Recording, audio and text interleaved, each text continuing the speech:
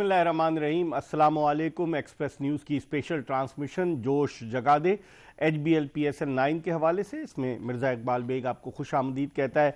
आज मुकाबला था इस्लामाबाद यूनाइटेड और कराची किंग्स का, और इस्लामाबाद यूनाइटेड ने ये मैच 8 गेंदे कबल 5 विकेटों के नुकसान पर स्कोर करके जो टारगेट था 151 रन का, ये मैच 5 विकेटों से जीत लिया और इस तरह अपने चांसेस को बरकरार रखा कि प्लेऑफ्स के लिए कौन कौन सी टीमें जाएंगी। इस्लामाबाद यूनाइटेड बड़ी मुश्किल सूरत हाल से दो चार थी कल के मैच में शिकस्त के बाद से, लेकिन आज कल चूंकि उसे लाहौर कलंदर्स ने हराया था, लेकिन आज इस्लामाबाद यूनाइटेड ने कराची किंग्स की टीम को 5 विकेटों से शिकस्त दी। अगर हम पॉइंट्स टेबल पर नजर डालें तो आपको अंदाजा होगा कि इस वक्त तो मुल्तान सुल्तान्स की टीम पॉइंट्स टेबल पर 12 पॉइंट्स के साथ टॉप पर है। उसके अभी 2 मैचेस बाकी हैं। इस्लामाबाद यूनाइटेड के 9 पॉइंट्स हो गए, उसका अभी 1 मैच बाकी है, और 9 पॉइंट्स हैं क्वेटा ग्लैडिएटर्स के, उसके अभी 3 मैचेस बाकी हैं। और 9 पॉइंट्स हैं पेशावर ज़ल्मी के, उसके 2 मैचेस बाकी हैं। कराची किंग्स के 6 पॉइंट्स हैं और उसके भी 2 मैचेस बाकी हैं। तो बड़ी दिलचस्प सूरत हाल है कि मुल्तान के अलावा कौन कौन सी 3 टीमें जो है प्लेऑफ्स के लिए जाएंगी। बज़ाहिर तो यही लग रहा है कि पेशावर ज़ल्मी जो है वो ऑलमोस्ट चली गई है, लेकिन अभी कुछ नहीं कहा जा सकता।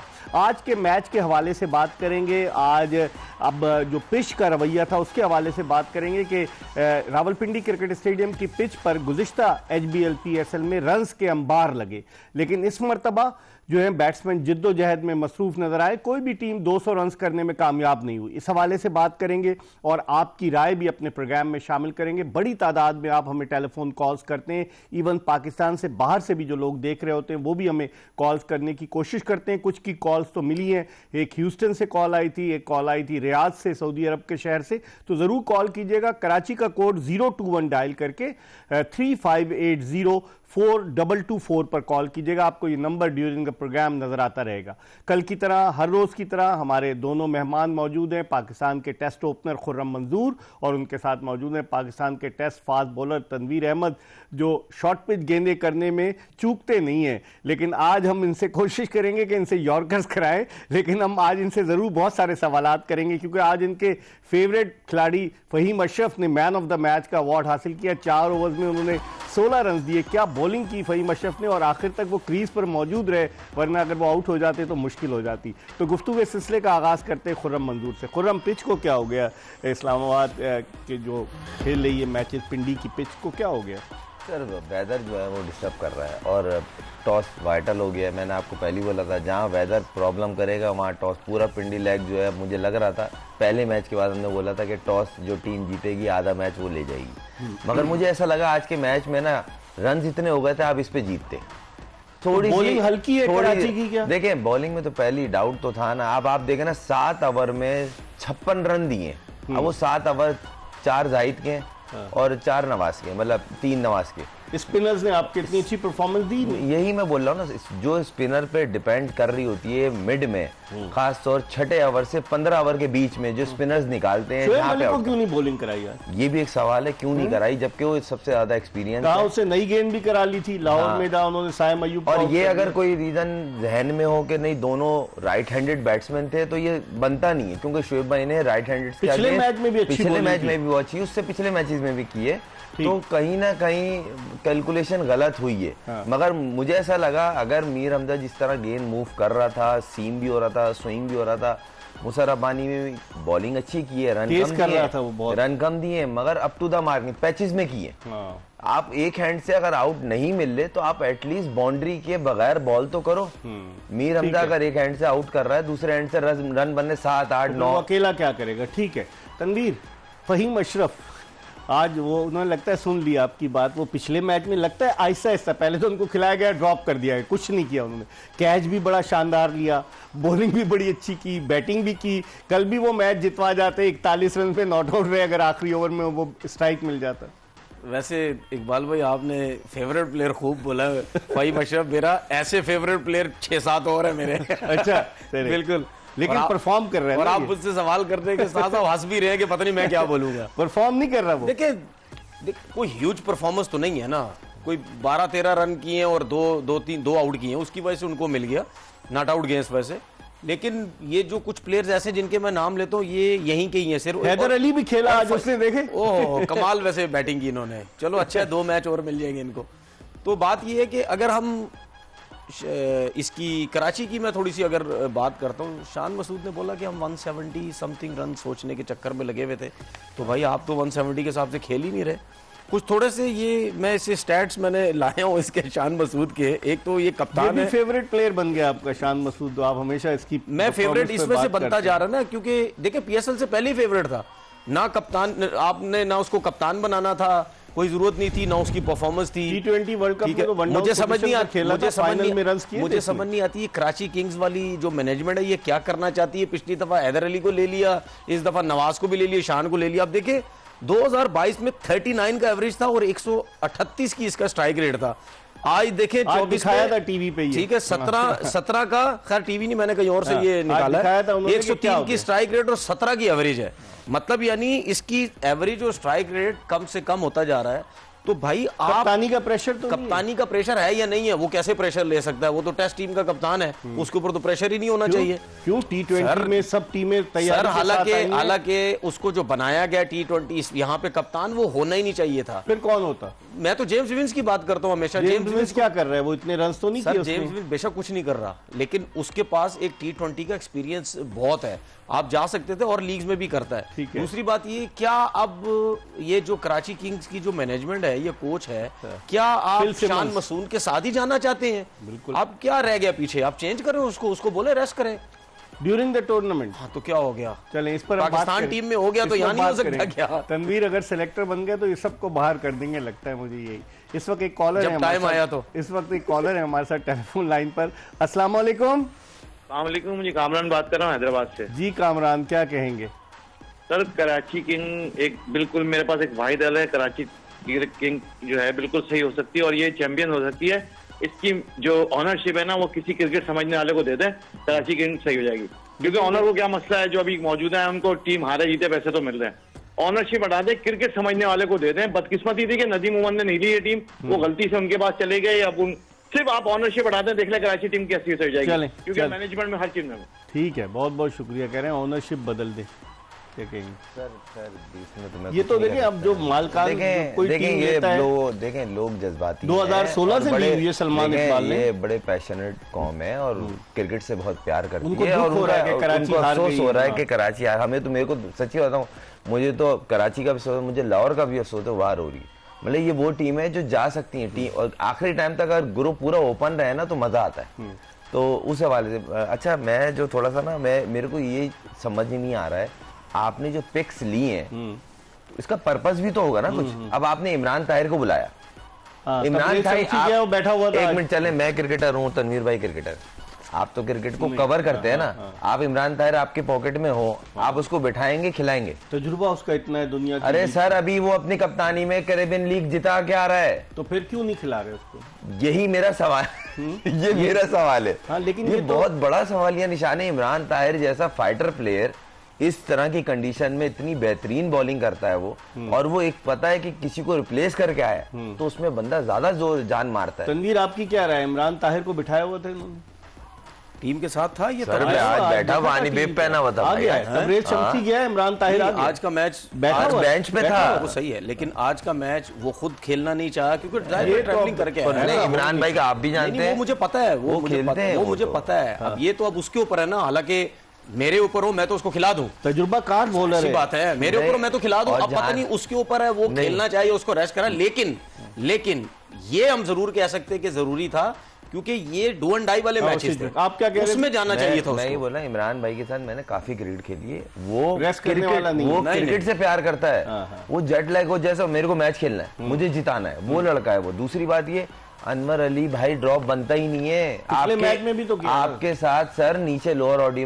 ऑर्डर में आपके बड़ी हिट। अनवर अली खेलता है यार, नवाज की जगह खिला दें। तो नवाज तो $1,72,000 देखें विद रिस्पेक्ट, उसकी फॉर्म नहीं है, आप उसको खिला लिया ना। अभी फ्रेंचाइज का जीतना टूर्नामेंट इंपॉर्टेंट है या इसको जो भारी कीमत में लिया हुआ है, नहीं इसको खिलाना इंपॉर्टेंट है?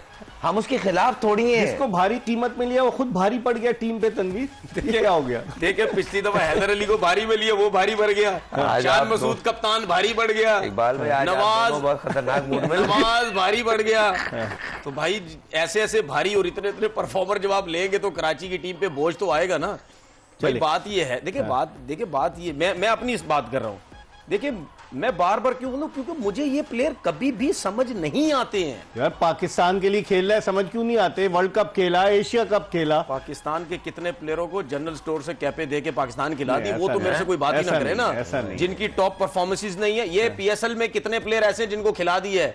मैं आज यहां बैठ के कह रहा हूं, मैं सिर्फ उस प्लेयर की तारीफ करूंगा, उस प्लेयर के लिए मेरे दिल से आवाज निकलेगी जो वाकई genuine domestic cricketer, top performance देके उसको टेस्ट कैप या इंटरनेशनल कैप मिली हो। ये ऐसी लाल के पर्चियों पे लाल लगे पाकिस्तान खिला दी, मैं इनको कभी भी सपोर्ट नहीं करता। इस वक्त एक कॉलर है हमारे साथ। अस्सलाम वालेकुम। वालेकुम सलाम जी, कौन साहब कहाँ से बात कर रहे हैं? जी मैं गफ्फार बात कर रहा हूँ इस्लामाबाद से। जी गफ्फार, क्या कहेंगे आप? जी मैं ये कहना चाहता हूँ कि जो कराची का कप्तान है ना शान मसूद, हाँ, उसको मुकम्मल तौर पर टीम से जो है ना हटाना चाहिए। टीम की प्लेइंग 11 में नहीं रखना चाहिए। ठीक है, आप तनवीर अहमद से मुत्तफिक हैं। बहुत बहुत शुक्रिया गफ्फार आपका, थैंक यू। एक चीज ऐड करांगा, अब मुझे बताएं, लास्ट ईयर हैदर अली को उन्होंने लिया कुछ नहीं किया, उन्होंने बाहर कर दिया। शान मसूद को कप्तान में कुछ नहीं कर रहा, ये नेक्स्ट ईयर ये भी बाहर हो जाएगा, नवाज भी बाहर हो जाएगा। अब मुझे बताएं ना, आप अपनी टीम खुद डिस्टर्ब कर रहे हैं। शुरू में इन्होंने, खुर्रम याद है, रिजवान को भी लिया होता, रिजवान से कीपिंग ही नहीं करा रहे थे, वो नहीं खेल रहा था। अच्छा, जब मुझे सुल्तान में गया, जब कराची किंग्स वाहिद ऐसी टीम है, कराची किंग्स, और उसके बाद पीछे पीछे आती है लाहौर कलंदर। वसीम अकरम है उसके सदर। सही है ना, वो उनके होते भी बहुत कुछ हो गया। सुने मेरी बात, सुने कि कितनी दफा इनकी टीम चेंज होती है हर साल, कितनी दफा प्लेयर्स चेंज होते हैं, कितनी दफा कप्तानी चेंज होती है। भाई मेरा सिर्फ कहने का मतलब 2020 में चैंपियन बनी है यार, लाहौर कलंदर को फाइनल में हराया था, 2 दफा बनी है। डिस्टर्ब कितने होते हैं ये लोग? हर साल होते हैं। मैं सिर्फ ये कहता हूं, क्यों होते हैं आप लोग जब ड्राफ्टिंग में बैठे हुए होते हैं, आप लोग क्यों ऐसी पिक्स नहीं उठाते जिससे आपको फायदा हो? ठीक है खुर्रम, अब जो आज का जो मैच अगर हम बात करें, शादाब खान का अच्छा डिसीजन था कि टॉस जीतकर वो पहले खिलाएं कराची किंग्स को और फिर उसके बाद हदफ का ताक़ुब करें। हालांकि कल के मैच में भी वो चेस करते हुए टारगेट हार गए थे, लेकिन आज उन्होंने फिर वही किया कि उन्होंने कहा हम इसका बेसिक एडवांटेज जो है ना, आप टॉस जीतने का जो एडवांटेज है वो ये है कि नए बॉल पे फ्रेश पिच होता है ना, उसमें अगर 2 से 3 आउट हो गए 6 ओवर के अंदर, तो आप तो मैच में वैसे ही आप डोमिनेट कर जाते हैं। और एग्जैक्ट वैसे ही हुआ, क्योंकि ऐसी टीम जो ऑलरेडी बैटिंग में स्ट्रगल कर रही हो, उनको ग्रिप करने का इससे अच्छा मौका नहीं था कि आप आ जाएं बैटिंग करने। पिच का बिहेवियर 2 दिन से दिख रहा था, वेयर एंड टेयर बहुत ज्यादा था, ठंडा मौसम है, बॉल सीम भी हो रहा है, स्विंग भी हो रहा है। टॉस हम जीते हैं, कोशिश करेंगे 150 के अंदर आउट करें, और वही वो चीज में कामयाब हुई। इसमें कोई रॉकेट साइंस नहीं है। मगर यहाँ पे मुझे ऐसा लगा कि जो इस्लामाबाद यूनाइटेड है, ज्यादा चेंजिंग के चक्कर में ऐसी टीमें डैमेज हो सकती है। ये बड़ा इम्पोर्टेंट, को रेस्ट कराया, मिल्स को उन्होंने शामिल किया, ये बड़ा इम्पोर्टेंट मैच था खिलाया। नहीं, ये मैच बहुत इम्पोर्टेंट था। अगर ये अच्छा, एक चीज और सर मैं बात करूंगा, वो ये है कि अगर बोल रहा हूँ, अगला मैच इस्लामाबाद हारती है और कराची दोनों जीतती है, तो फिर मुश्किल हो जाएगी, इस्लामाबाद बाहर हो जाएगी। चले इस पर हम बात करेंगे। हम एक ब्रेक की तरफ बढ़े और ब्रेक के बाद खुर्रम मंजूर और तनवीर अहमद के साथ दोबारा आपको ज्वाइन करेंगे। Stay tune to express news.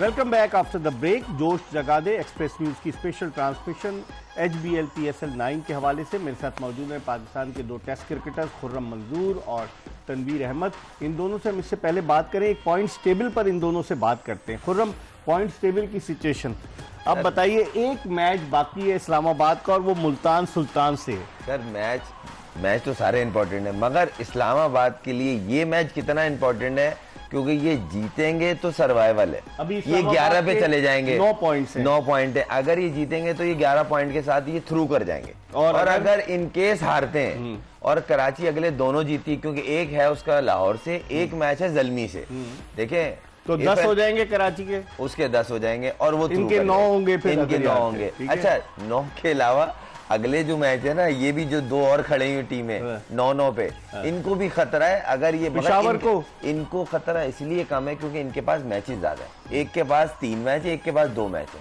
ठीक, तनवीर आप क्या कहेंगे इसको देखते हुए सूरत है? देखिए मुझे तो ऐसा लग रहा है कि मुल्तान सुल्तान नीचे ना आ जाए अगर दोनों मैच जो है वो हार गई, क्योंकि 12 पॉइंट पे वो खड़ी रहेगी। और अगर वो नीचे इकबाल भाई, और अगर आने पे भी क्वालिफाई किए, नहीं वो क्वालिफाई तो लेकिन टीमें चाह रही है 1 और 2 पोजीशन पर आए। मैं ये नहीं कह रहा कि लाहौर कलंदर पे चली जाएगी, नहीं, ये जो अभी मजे ले रहा है ना ऊपर के, शायद यहाँ से नीचे भी आ जाए, क्योंकि कोयटा ग्लेडिएटर के 3 मैच है, अब 3 के 3 अगर ये जीते हैं तो इनके 6 पॉइंट 14-15 पॉइंट हो जाएंगे इनके 15 पॉइंट, ये टॉप पे चली जाएगी। उसके बाद ये पेशावर ज़ल्मी की भी 2 मैच बाकी हैं, ये भी जीती 13 पे, तो अभी मुल्तान सुल्तान को, रिजवान को रिलैक्स नहीं, ये एक मैच जीतना जरूरी है। अच्छा। और ये जो लाहौर कलंदर नीचे खड़ी हुई है ना, ये तो बोले कि हम तो डूबे और तुम्हें भी ले डूबे। क्या करेगी?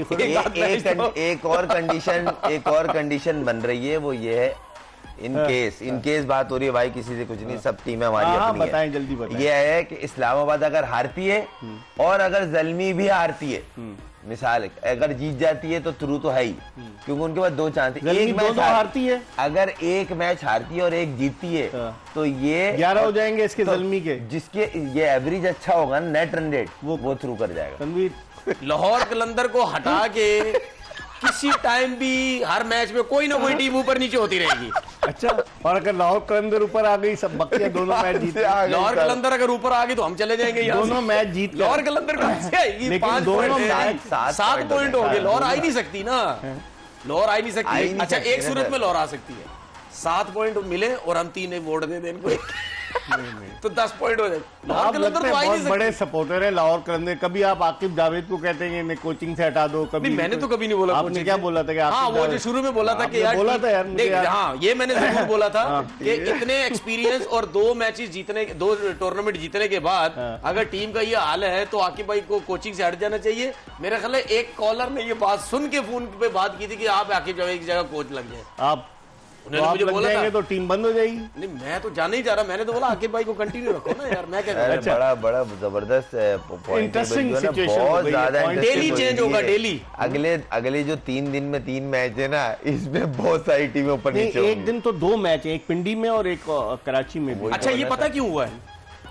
ये जो पिंडी के 2 मैच बारिश की नजर हुए ना, उसकी ये वो हुआ है। हाँ, एक पॉइंट्स जो टीमों को ये वो हुआ है सारा, वरना नहीं होता, वरना सीधे और अभी भी अगर बारिश हो गई पिंडी में, फर्ज कीजिए, मैं यही तो कह रहा हूँ, मैं यही कह रहा हूँ, फर्ज कीजिए। नहीं सर, अगर कराची के दोनों मैचों में बारिश हो गई तो फिर कराची तो बाहर हो। अगर देखिए इंपॉर्टेंट मैचेस में बारिश हो गई ना तो पसीने निकल आने कप्तानों के, मैं आपको बता रहा हूँ। लेकिन अभी तक फिलहाल कोई ऐसा परेशानी की बात नहीं है, वेदर की रिपोर्ट कोई ऐसी लग नहीं रही, वो जो होनी थी मेरे ख्याल में हो गई है। चले, लेकिन ये है कि अच्छा, बहुत ज्यादा इंटरेस्टिंग आज के मैच पर बात करें। फहीम अशरफ देखें, उनको ड्रॉप किया गया और उसके बाद उनका कमबैक हुआ, कल के मैच में भी अच्छा, उन्होंने कैच भी बड़ा आला लिया, बॉलिंग भी बड़ी अच्छी की, 4 ओवर्स में सिर्फ 16 रन, जबकि कैरोन पोलार्ड और वो उनके जो बैट्समैन थे, जिस तरीके से उनकी बैटिंग लाइनअप थी, उनके खिलाफ उन्होंने अच्छी बॉलिंग की। समझते हैं फहीम अशरफ आहिस्ता आहिस्ता अपनी फॉर्म में वापस आ रहे हैं? नहीं, नो डाउट, इसमें कोई डाउट नहीं है कि देखिए ऑलराउंडर तो है वो, और वो उन प्लेयरों में से है जो बाकी जेन्युइन ऑलराउंडर था,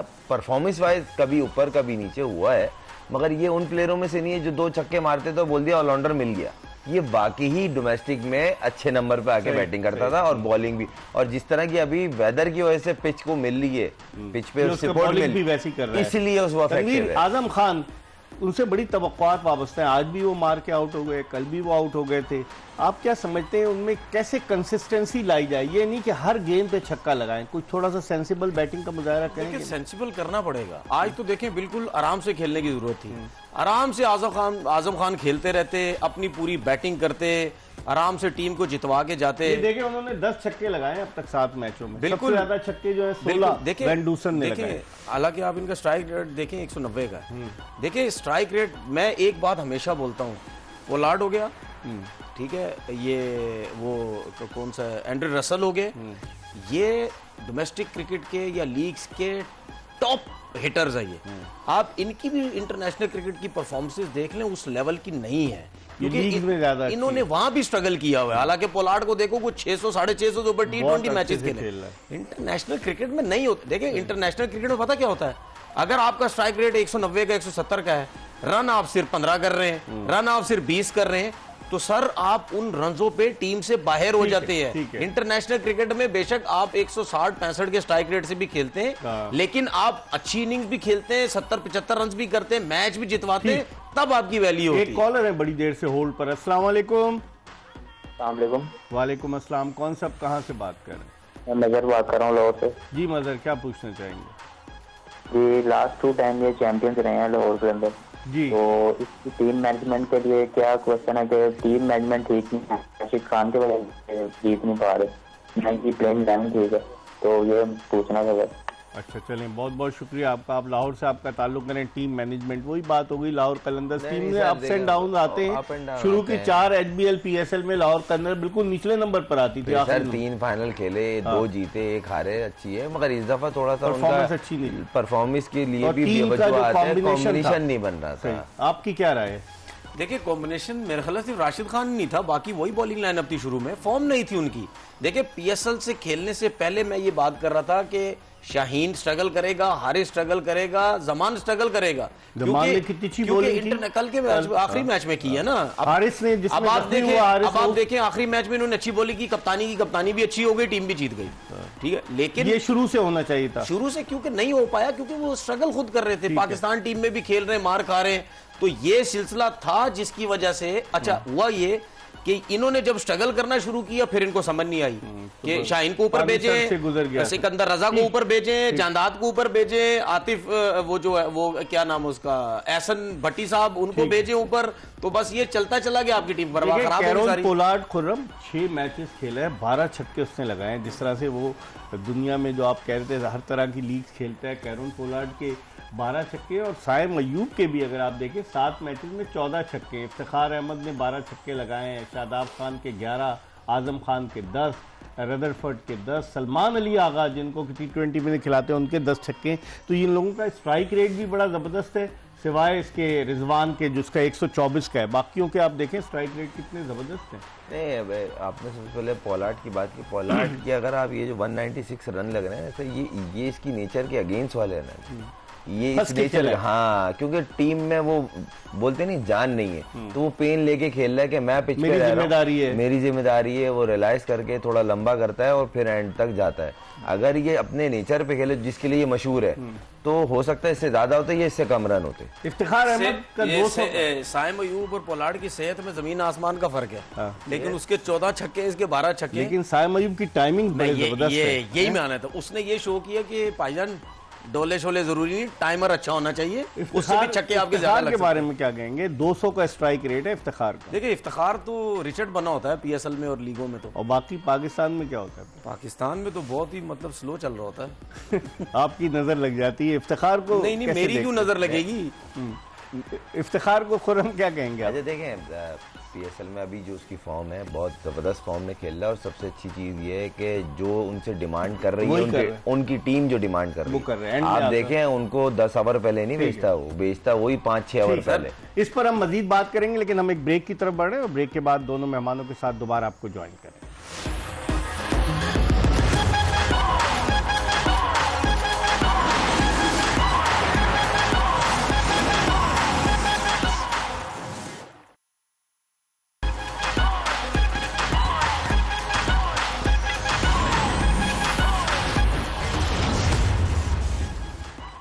एक्सप्रेस न्यूज़ की स्पेशल ट्रांसमिशन HBL PSL 9 के हवाले से, और प्रोग्राम के आखिरी ब्रेक के बाद एक मरतबा फिर अपने दोनों मेहमानों टेस्ट क्रिकेटर खुर्रम मंजूर और टेस्ट क्रिकेटर तनवीर अहमद के साथ आपको खुशामदीद कहते हैं। अब बड़ी दिलचस्प सूरत हाल हो गई है। 34 मैचेस इस HBL PSL में फाइनल समेत खेले जाने। रावलपिंडी में अभी 3 मैचेस और होंगे, और फिर उसके बाद बकिया तमाम मैचेस प्ले ऑफ समेत जो है वो कराची में होंगे।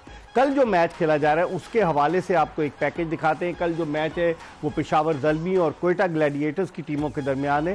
पहले एक आपको पैकेज दिखाते हैं और फिर उसके बाद कल के मैच के हवाले से खुर्रम मंजूर और तनवीर अहमद से बात करेंगे। जी, पैकेज आपने देखा, तनवीर आपसे शुरू करते हैं, कैसे देखते हैं कल का मैच पेशावर वर्सेस कोयटा? देखिए कोयटा के ऊपर प्रेशर इस वजह पेशावर ने मुल्तान को हराया आखिरी बिल्कुल, और कोयटा के ऊपर प्रेशर इस वजह से क्योंकि इन्होंने जो लास्ट मैच जो खेले हैं ना, कराची से हारे, 118 पे जो आउट हुए और इतनी गंदी तरीके की जो क्रिकेट खेली है इन्होंने, वो इनके ऊपर प्रेशर जाता है। और मैं कहीं ना कहीं इनको देखता हूँ, राइलो रूसो हो गया, जेसन रॉय हो गया, रॉय उस फॉर्म में नजर नहीं आया, सरफराज हो गया, ये रिस्पॉन्सिबिलिटी नहीं ले रहे, जल्दबाजी कर रहे हैं जेसन रॉय भी और राइलो रूसो भी। ठीक है भाई, आपने रिस्पॉन्सिबिलिटी लेनी है। ठीक है, राइलो रूसो कहीं स्क्रीन पे नजर नहीं आ रहे रन्स करते हुए, जेसन रॉय कहीं नजर नहीं आ रहे, सरफराज भी। तो अगर आप, और दूसरी बात ये कि भाई अब ये समझ लें, दोनों टीमें, चाहे पेशावर है चाहे कोयटा है, ये समझ लें कि जो 2 मैचेस हुए हैं, ठीक है, ये उस टाइप की पिचेस नहीं लग रही। यहाँ बॉल फंस के आ रहा है, बाउंस भी हो रहा है, स्विंग हो रहा है, सीम हो रहा है, ब्रेक भी हो रहा है, उस तरह हिटें नहीं लग रही। ठीक है, तो फिर कल ये ना इनमें से कोई बोलने लग जाए कि जी हम पिच जो है वो रीड नहीं कर सके सही तरीके से। और हम आप कैसे देखते हैं, पिछले मैच में 118 119 पे ऑल आउट हो गई कोयटा, अब कराची किंग्स ने उसे हराया। अब कल का मैच बड़ा इंपॉर्टेंट है दोनों टीमों के पॉइंट ऑफ व्यू से, कैसे देखते हैं पेशावर ज़ल्मी वर्सेस कोयटा? पहले मैं सर पेशावर की बात कर लूँ, पेशावर को ये मैच जीतना लाजमी है, क्योंकि अगला मैच जो है ना, जो टीम इनसे खेलने आएगी वो तो कश्तियाँ जली हुई है, जो कराची का है, उनको तो जीतना ही जीतना है अगर क्वालिफाई करना है। तो ये चांस इनके ऊपर जरूर लेंगे, क्योंकि ये मैच जीते हुए और कोयटा लास्ट मैच हारी भी, तो इनको थोड़ा सा एज है, इनको साइकोलॉजिकल एडवांटेज है, बिल्कुल, इसमें कोई शक नहीं। मगर कोयटा की टीम अच्छी है, फिर मैं बोल रहा हूँ रोसो का रन लाजमी करना जरूरी है। रोसो क्या कप्तानी का बिल्कुल प्रेशर है? बिल्कुल सर, कप्तानी कह लें या क्या चल रहा है मुझे समझ नहीं आ रहा। रोसो इस नेचर का प्लेयर ही नहीं है जिस तरह वो ये एडिशन खेल रहा है, वरना उसको 1 से 2 मैच लगते हैं और वो रन करना शुरू कर देता है। वो बड़ा तेज लर्नर है सर, और ये पहला एडिशन देख रहा हूँ मैं, यानी कि लीगों में जिसमें वो स्ट्रगल कर रहा है और मुस्तकिल स्ट्रगल कर रहा है। तो और अब जिन कंडीशंस में मैच है, मुझे मेरी ये पर्सनल राय है कि कल के मैच में ना सोहेल को कोयटा खिलाया बहुत इफेक्टिव। तनवीर, आप क्या समझते हैं, सोहेल खान को मौका मिलना चाहिए या नहीं कल के मैच में कोयटा की तरफ? देखिए, मिलना तो चाहिए क्योंकि इफेक्टिव हो सकता है। हाँ। लेकिन इस पिच पर जिस तरह की अभी पिच है, नहीं पिछले मैच में हसन अली ने 4 आउट कर दिए बिल्कुल थे। इफेक्टिव तो हो सकता है, लेकिन पता नहीं अब आखिरी मैच में उसको थोड़े रन हो गए, शायद इस वजह से उसको नहीं चांस दे।